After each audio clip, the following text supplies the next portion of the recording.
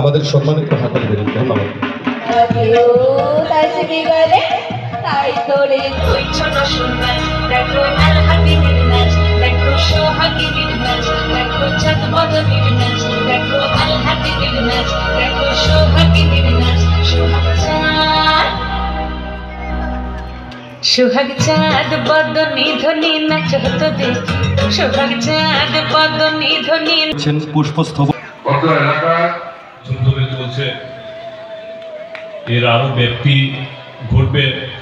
আমাদের এখানে মাননীয় ওয়াকফ বোর্ডের চেয়ারম্যানও আছেন, ওনার কাছে অনুরোধ থাকবে ভবিষ্যতে যেন এই মেলা আরো বিস্তৃত আকারে করা যায়, আরো সুন্দরভাবে করা যায়। তো ওয়াকফ বোর্ডের একটা বড় ভূমিকা রাখবে।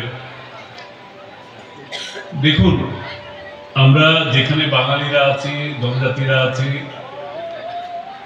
আমাদের সারা বছরই উৎসব পার্বণ মেলা এগুলো লেগেই থাকে। হ্যাঁ, একটা দীর্ঘ সময় ছিল যখন এইসব আনন্দ উৎসবের ক্ষেত্রেও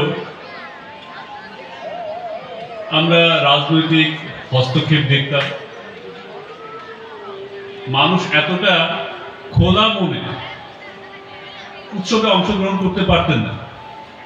সেখানেও একটা কোথাও যেন একটা ভাগাভাগি থাকতো, কোথাও যেন একটা অদৃশ্য অঙ্গুলি হেলন থাকতো, কারা এই উৎসবে সম্মিলিত হতে পারবে, কাদের দূরে রাখতে হবে। একটা প্রচ্ছন্ন একটা প্রভাব সবসময় থাকতো কোনো একটা পক্ষ থেকে। সেটা আমরা সবাই জানি, সবাই বুঝি। কিন্তু এও বুঝি, এও উপলব্ধি করতে পারি যে গেল ৬-৭ বছর ধরে আমরা সেখান থেকে সরে আসছি। আমরা উৎসবের মতোই করি, মিলন আক্ষরিক অর্থেই মিলনের মতোই দেখি, যেখানে কোনো ভাগাভাগি থাকবে না, যেখানে কোনো বিচারধারা আমাদের দূরে সরিয়ে রাখবে না। আমরা সমাজের অংশ হিসেবে